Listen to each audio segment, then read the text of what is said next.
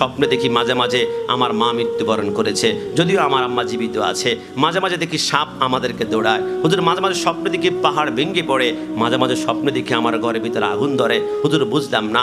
আজকে থেকে মনে রাখবেন, খাব রুইয়া, স্বপ্ন হচ্ছে তিন প্রকারের। একটা হচ্ছে হাদিসুন নফস, একটা হচ্ছে কল্পনার কারণে স্বপ্ন বেশি আপনি দেখেন। দিনের বেলা যা বেশি কল্পনা করবেন ওটা দেখবেন। অনেকে বলে আমার প্রিয় তোমাকে আমি রাতের বেলায় স্বপ্নে দেখেছি, কারণ সারাদিন মোবাইলে কথা বলে সেট করে সারাদিন তাকে নিয়ে চিন্তা থাকে, এই জন্য রাতের বেলা স্বপ্ন দেখে। আমি বলি যুবক, তুমি একটু চিন্তা করো, যোগ বিয়োগ করো, ক্যালকুলেশন করো। তোমার প্রিয় তোমাকে দিনের বেলায় এতবার চিন্তা করার কারণে রাতের বেলা যদি স্বপ্ন দেখো, এমন ভালোবাসা আমার নবীর কদমে একটু কোরবান করো। নবীকে নিয়ে দিনের বেলা একটু চিন্তা করো, দুরূদ শরীফ পড়ো, নাত রাসূল পড়ো, সারাক্ষণ নবীকে নিয়ে ভাবো। খোদার কসম, আনোয়ারা তোমার ভাঙ্গা করে আমার নবী স্বপ্নযুগে তোমার ঘরে হাজির হয়ে যাবে। জোরে বলে সুবহানাল্লাহ। 2 নম্বর স্বপ্ন তাখয়িফুশ শায়তান, শয়তানের পক্ষ থেকে ভয় দেখানোর জন্য মাঝে মাঝে আসে। আর 3 নম্বর বশরা মিনাল্লাহ, আল্লাহর পক্ষ থেকে সুসংবাদ নিয়ে স্বপ্ন আসে। স্বপ্ন যে কোনো মানুষকে বলা যাবে না। একদম স্বপ্ন দেখছেন দোস্ত, আমার স্বপ্নটা শোনো না।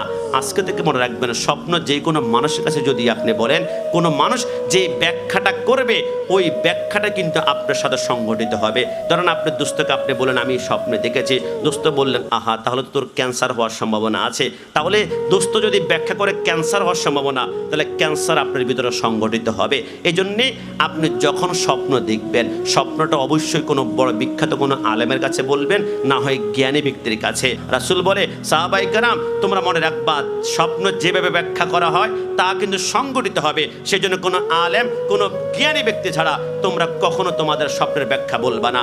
মা আয়েশা সিদ্দিকা রাদিয়াল্লাহু তাআলা আনহা বলে, একদিন এক মহিলা, এক রমণী রাসূলুল্লাহর কাছে এসে বললেন, ইয়া রাসূলুল্লাহ, আমি স্বপ্নে দেখেছি রাতের বেলায় হঠাৎ করে আমার ঘরের দেওয়াল ভেঙে পড়েছে এবং আমার কোলের মধ্যে একটা সন্তানের একটা চোখ নাই, কানা হয়েছে, টারা হয়েছে। নবী আমার মুস্কি এসে বললেন, তুমি ভালো স্বপ্ন দেখেছ, তোমার স্বামী তোমার ঘরে জিন্দাবস্থায় ঘরে ফিরে আসবে এবং তোমার কোলে ফুটফুটে একটা সন্তান আগমন করবে। ওই স্ত্রী বলে, রমণী বলে, 1 বছর পরে ঠিকই স্বামী আমার ব্যবসায়িক কাজ শেষে দামেস্ক থেকে ফিরে আসলো, আমার কোলে একটা ফুটফুটে সন্তান আসলো। 3-3 বার এরকম গিয়েছি, 6 বছরের ভিতরে 3-3 বার সন্তান হয়েছে। স্বপ্নে এমন দেখলাম। 4বার রাসূলুল্লাহর দরবারে গেল হযরতে সরকার মদিনা, ওই দিন অনুপস্থিত ছিলেন। মা আয়েশা সিদ্দিকা বসা। মা আয়েশা সিদ্দিকা বলে, কেন আসছেন? এটা স্বপ্নে দেখছি তো, রাসূলুল্লাহকে বলবো। রাসূল তাবির করবেন, ব্যাখ্যা করে আমাকে বলবেন। বলে আমার কাছে বলুন না। না, রাসূল সরকার মদিনাকে বলবো। আরে আমার কাছে বলুন না, সমস্যা নাই, আমি ব্যাখ্যা করতে পারবো তো ইনশাআল্লাহ। বললাম আমি স্বপ্নে দেখেছি আমার দেওয়াল ভেঙে পড়েছে এবং আমার একটা গর্ভের সন্তানটা কানা হয়ে দুনিয়াতে আগমন করেছে। মা আয়েশা সিদ্দিকা বলে, ইস, তাহলে তো স্বপ্নটা বেশি ভালো দেখেন নাই। আপনার সন্তান কিছুদিনের ভিতরে মৃত্যুবরণ করবে, আর যে সন্তানটা আসবে অসুস্থ আসবে, হয়তো বা তার একটা চোখ নাও থাকতে পারে। কিছুক্ষণ পর রাসূলুল্লাহ আসলো। আসার পরে দেখলো মহিলা কান্না করছে। আমার রাসূল বলে, আয়েশা কেন কান্না করছো? মহিলা বলে, আপনার স্ত্রী আমাদের মা বলেছে আমার স্বামী নাকি মৃত্যুবরণ করবে, সন্তান নাকি একটা কুলের ভিতরে অসুস্থ সন্তান, টেরা সন্তান আসবে। সরকারে মদিনা বলে, আয়েশা কখনো মানুষের স্বপ্নের ব্যাখ্যাকে নেগেটিভ করবা না, ভালো ভালো ব্যাখ্যা করবা, তাহলে যেটা তুমি ব্যাখ্যা করবা ওইটাই তার সাথে ঘটবে। ঠিক তার 6 মাস পরে ওই মহিলা কান্না করে এসে বলে, ইয়া রাসূলুল্লাহ, আমার স্বামী মৃত্যুবরণ করেছে আর আমার কোলের ভিতরে একটা কানা টেকরা সন্তান দুনিয়াতে আগমন করেছে। আমার রাসূল বলে, তাহলে বুঝতে পেরেছ, যে কেউ স্বপ্ন দেখবা, সবার কাছে স্বপ্ন বলা যাবে না। আপনি মূর্খ একটা দুস্থের কাছে বা আপনার দুস্থ প্রিয় মানুষের কাছে বললেন, সে উল্টা পাল্টা একটা ব্যাখ্যা করলো, ওই ব্যাখ্যাটা কিন্তু আপনার সাথে ঘটে যাবে, আপনার সাথে সংগঠিত হবে। আপনি স্বপ্ন যখন বলবেন, অবশ্যই স্বপ্নটা আলেম এবং জ্ঞানী মানুষের কাছে বলবো, সবার কাছে স্বপ্ন বলা যাবে। সর্বশেষ আমার সরকার মদিনা সাল্লাল্লাহু আলাইহি সাল্লামের গোলাম, নাম ছিল ইবনে শিরিন রাহমাতুল্লাহ আলাইহি, যিনি সবচেয়ে বেশি স্বপ্নের ব্যাখ্যা করতে পারতেন। তিনার কাছে একদিন রমণী আসলো, দুগ্ধ পোষ্য একটা ছোট্ট বাচ্চা দুধ পান করে। ইবনে শিরিন রাহমাতুল্লাহ আলাইহি মজলিসে আসার পরে দেখলেন অসংখ্য ছাত্ররা বসে বসে লেখাপড়া করছে। হযরত ইমাম ইবনে শিরিন তিনি এখন অনুপস্থিত, তিনি এখন এখানে উপস্থিত নাই। একজন ছোট্ট বাচ্চা এসে বলল, আপনি কেন আসছেন ইমামের কাছে? তাই নাকি? হঠাৎ করে একজন বড় বোকা শোকা একটা ছেলে এসে বলল, আপনি কেন আসছেন? বলল, স্বপ্নের ব্যাখ্যা জানার জন্য। স্বপ্নের ব্যাখ্যা?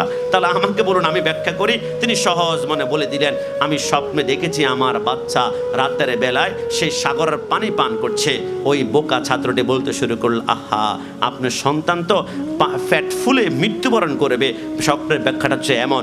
সাথে সাথে ওই ছোট্ট বাচ্চার পেটটা ফুলতে শুরু করলো, ফ্যাটটা ফুলে ওই বাচ্চাটা এখানে মৃত্যুবরণ করলো। কিছুক্ষণ পরে ইমাম শিরিন রহমতুল্লাহ আলাইহি বসে বলে, মা আপনি কেন কান্না করছেন? আমি স্বপ্ন দেখেছি এই স্বপ্ন, আমার সন্তান সাগরের পানি পান করতে করছে, আমি খুবই তার দিকে মুচকে আসছিলাম। ইবনে শিরিন বলে, তুমি যদি ব্যাখ্যাটা না করতা তাহলে এই সন্তান জগতের বিখ্যাত একজন আলেম হতো অথবা বিদ্বান হতো। কারণ তুমি মনে করেছিলা সাগরে শুধু পানিই থাকে, পানি পান করতে করতে পেট ফুলে যাবে। আরে না, সাগরে শুধু লবণযুক্ত পানিই থাকে না, সাগরের ভিতরে মণি থাকে, মুক্তা থাকে, হীরা থাকে, জহরত থাকে। তুমি ব্যাখ্যা করতা, সে মণি মুক্তা দিয়ে জ্ঞান অর্জন করতো, তাহলে তোমার এই ব্যাখ্যার কারণে যা ব্যাখ্যা করেছ সে একজন জগৎ বিখ্যাত আলেম হয়ে একজন আল্লাহর ওলি হতো। একটু জবান খুলে বলি সুবহানাল্লাহ। তাই স্বপ্নে দেখলেই, দোস্ত আজকে তো খারাপ স্বপ্নে দেখেছি, আমার মা মরে গিয়েছে। আপনার দোস্ত বলবে, ইস রে, তাহলে মার একটু ভালো করে ট্রিটমেন্ট করো, ওষুধ টষুধ খাওয়া। কিছু নেগেটিভ যদি বলে ফেলে তাহলে আপনার স্বপ্ন কিন্তু ওই যা বলবে ব্যাখ্যা করবে এটা সত্যি হয়ে যাবে। এই জন্য আমরা স্বপ্ন সবার কাছে সহজভাবে বলবো না।